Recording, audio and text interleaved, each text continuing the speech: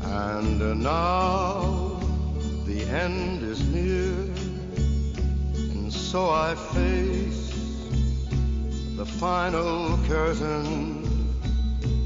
My friend, I'll say it clear, I'll state my case, of which I'm certain. I've lived a life that's full.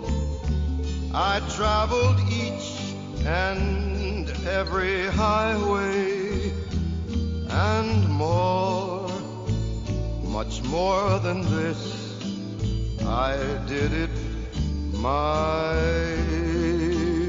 way. Regrets, I've had a few, but then again, too few to mention. Well, I'm sure that's a familiar song to almost all of you. And I hope that I'm becoming more familiar to you. My name is Stan Houston, and I'm the host, founder, and oftentimes the guest for a program called Interesting Ideas. And we're flowing into the weekend, and I'm going to take most of the weekend off, as my brother has invited me, and we haven't been together for a number of years, but since I've moved back to North Carolina, we're closer, and so he's invited me to a little mountain retreat up in the mountains of North Carolina, and we're going to take advantage of that. And so I'll be getting off the microphone in just a few hours and be making my way there. But that song brought up something that I think many of you are familiar with right now. And now, by the way, the interesting thing is that Frank Sinatra sang that song. It seemingly was his theme song, but I guess the truth is that he really didn't like it that much. And in fact, at his own memorial service, where you'd think they would sing that song or have that song, it wasn't there. And I guess that reflects how he really felt about it. But of course, it was a theme song. And obviously it made him lots of money and lots of fame. But that idea of regrets, I've had a few. Well, today I'm going to talk about some of the top 5 life regrets of the dying. 5 life regrets of the dying. And we'll have a little reflection time on that. And perhaps that will even give you some encouragement to make sure that you push on, you keep pressing on, perhaps that even in the midst of your difficulties, as the good book says, you can be more than a conqueror of those things that are trying to overcome you or challenge you. So that's the idea for today, another interesting idea, and the program begins right now. Here's what I'd like to do, and again, one of the things I love to do is to not take credit. What I want to do is I certainly will take credit for some of the few interesting and maybe even original ideas that I have, but mostly I want to hear from you and from other people, and I can share their ideas because I have the ability to do that. But this was an article by a woman named Maggie Banks. And it first came out about 7 years ago, but it's still very, very much recycled. In fact, I picked it up on the internet as a current publication. Let me just, share it with you. Here's where she goes. Attending my grandfather's funeral last week prompted me to delve into the research about regret. As I have researched, I realize that regret is a big topic. Everyone experiences regret, and no one wants to. So I decided to keep the theme going. I started to wonder what Grandpa would have said if I had asked him his biggest regrets. I wrote most of this post on the airplane ride home from the funeral. When I returned, I found that a financial tsunami have covered this exact same thing. So I recommend his post, the top 5 regrets of the dying. Now in that, Maggie Banks shares what Bronnie Ware shares her experience as an Australian hospice nurse. So we're going to give credit to all those people, as she spent time with all of these patients in the last 12 weeks of their lives. And here's what she said. She shared their end-of-life thoughts, epiphanies, and regrets. Here they are. And some of you have heard this before. But you know what? As my good mentor Earl Nightingale said, we may not need a lot more educating, but we always need reminding. Number 1, I wish I had had the courage to live a life a little more true to myself, not the life that others expected of me. Maybe a shade of Frank there. I wish I hadn't worked so hard. Here, number 3, and this I think is one of the most important. I wish I had had the courage to express my feelings. Number 4, I wish I had stayed in touch with my friends. Now, at this stage in my life, I'm trying to reconnect with some of friends from many years ago, and I want to do that. I don't want to say I wish I had stayed in touch with my friends, but I'm trying to pick that up. Number 5, I wish that I had let myself be happier. So once again, I wish I had the courage to live a life true to myself, not the life that others expected me. I wish I hadn't worked so hard. I wish I had the courage to express my feelings. I wish I had stayed in touch with my friends. I wish that I had let myself be happier. She goes on to say, as we learned from the research about regret, the regret experienced in connection with relationships is felt most deeply. 3 of the 5 regrets are about relationships, keeping in touch, expressing feelings, and not worrying about the expectations of others. It's important to analyze the quality of our relationships periodically. Sometimes we surround ourselves with people that really don't allow us to be true to ourselves. She goes on to say, one of my pet peeves about the average work environment is that we end up spending so much of our lives surrounded by a group of people we don't get to choose. Instead of spending most of our waking hours in the company of friends or family, we spend our best hours with people who we hardly know in most cases. Now this leads us to live an entirely separate life. She said, I give Mr. T a hard time because he wears glasses at work but leaves them at the office.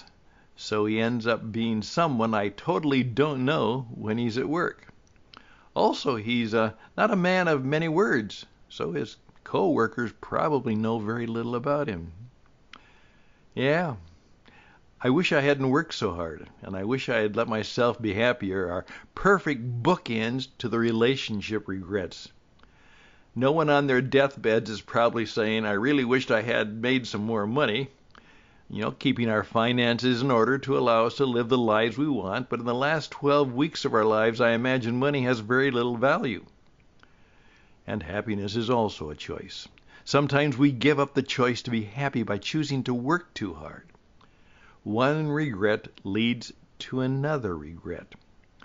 As I learned from my grandfather, it's important to make your life what you want it to be now. Choose to be happy now. Based on these regrets, she said, I'm making a few goals. All right? Here's what he said. Be more present and happy. Being the planner that I am, I spend so much time planning for and living in the future. This is often at the expense of my children, who are here right now. I'm going to make a conscious effort to be an example of happiness for them and with them. Well, say no sometimes. Life is full of obligations, and we can't say no to everything. We can't do everything. So it's good to serve and help and work on things, but I sometimes let those obligations get out of control and start applying them to any request. I start thinking any social invitation is an obligation, or any opportunity for my child is something we have to do, and that's not true. Sometimes it's better to be true to ourselves. If I don't want to do something, and if it isn't something that is important, I've learned to say no. I would say, no, thank you. Okay, just don't say no. Maintain good balance. As early retirement enthusiasts, we are always hustling or planning side hustles. I don't plan to stop, but I do need to be better about scheduling. I need to maintain a good work schedule and a good hustling schedule. I don't regret days we choose to go on a family bike ride, or the days we are on vacation instead of work. I need to make sure I maintain good balance between the two so we can focus on being happy now instead of waiting until early retirement. Bingo, I'm going to stop you right there. Don't retire, and certainly don't retire early.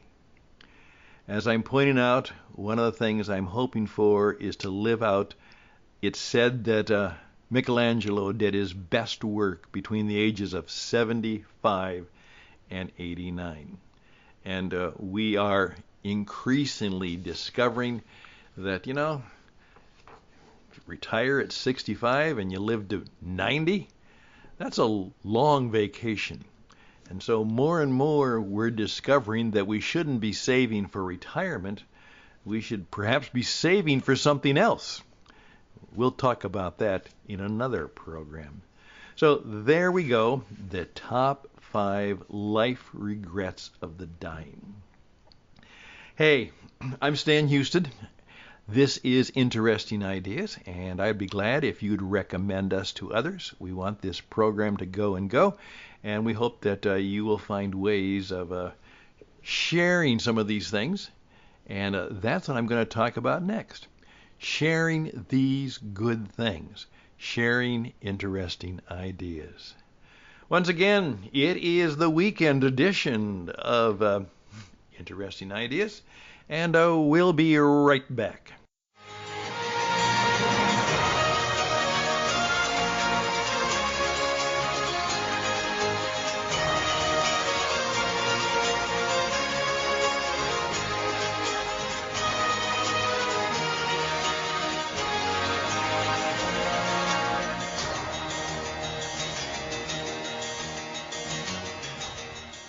Okay, here we go just for a little closing thought.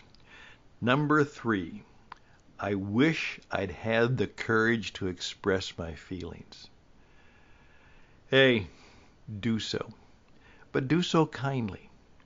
Express your feelings, not your anger. Don't pass your anger on. Don't pass your pain on. Deal with it. But I would like to say there is something about the power of self-expression. Being able to speak about and talk about things that are important to you. And one of the best ways to begin is just what I'm doing. We are going to encourage people, whether they want to make a career out of or not, and most of them don't. But just as so many of my friends and clients are discovering that they may be continuing their work or continuing the things that they do, but now they are deciding that the podcasting phenomenon gives them the opportunity to do what they've always wanted to do. As we say, everybody wants to be a bit of a cowboy, so make sure you have a Western ranch cowboy experience sometime in your life. Take you, your family, and don't go to another Disney World or theme park. Go to a dude ranch experience and spend a week to 10 days doing the cowboy thing. I think you will find, as I work with my friend Russell True at whitestallion.com, Many people are discovering that the most memorable family vacations they have ever had, and the ones the kids talk about the most, is when they went horseback riding, when they went cowboy time, when they did, those good things that some of you even remember from your childhood. So do that. Think about that. But here's the deal. I want you to think about the fact that you do have some wisdom, insight, and truth. You have stories to tell. Yes, you do. Some people say to me, Stan, but if, I wouldn't know what to say.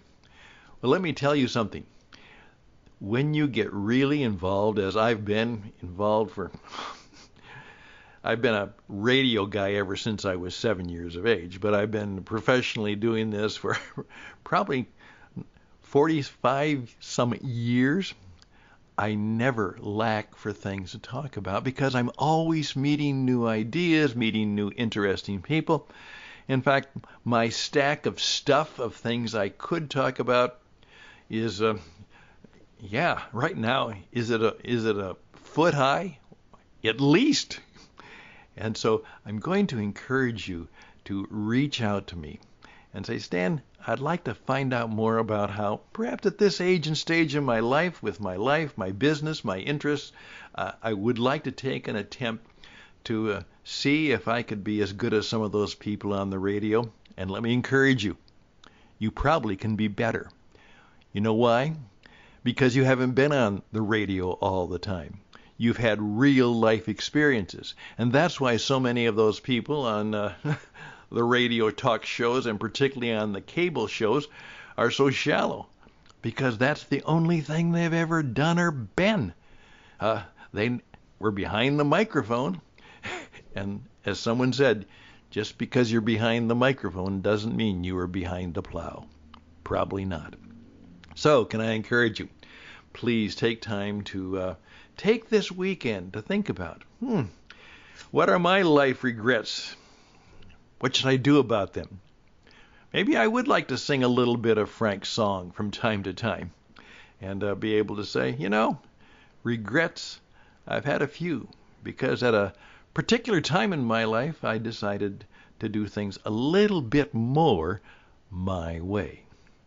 I'm Stan Houston. Please reach out to me and let's begin the conversation about how I might be helpful to you and how you might get yourself behind the microphone.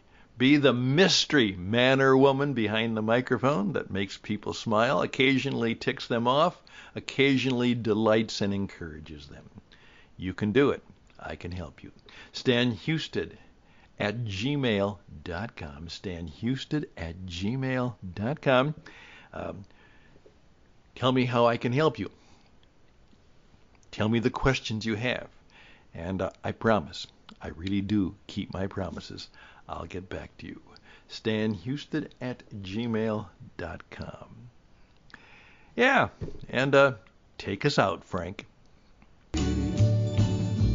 Regrets, I've had a few, but then again, too few to mention. I did what I had to do, saw it through without exemption. I planned each charted course, each careful step along the byway, and more, much more than this, I did it my way. Yes, there were times, I'm sure you knew, when I bit off more than I could chew. But through it all, when there was doubt, I ate it up and spit it out. I faced it all.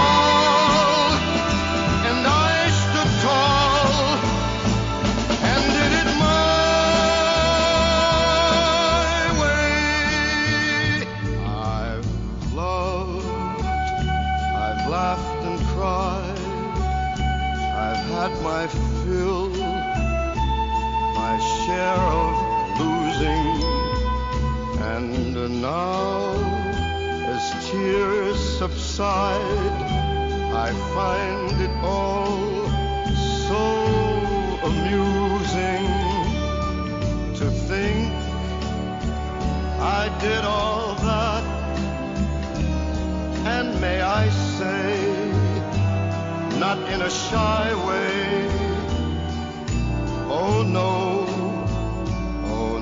not me.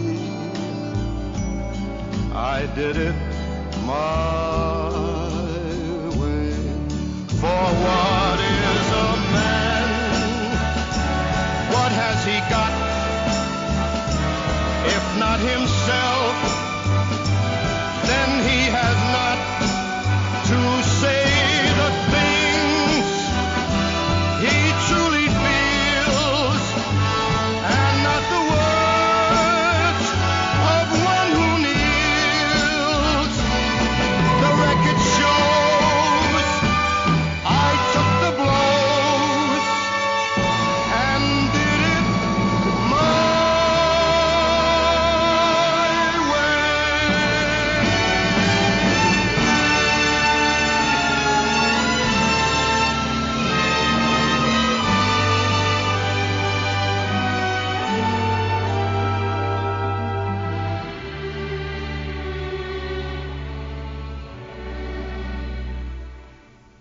Yes, it was my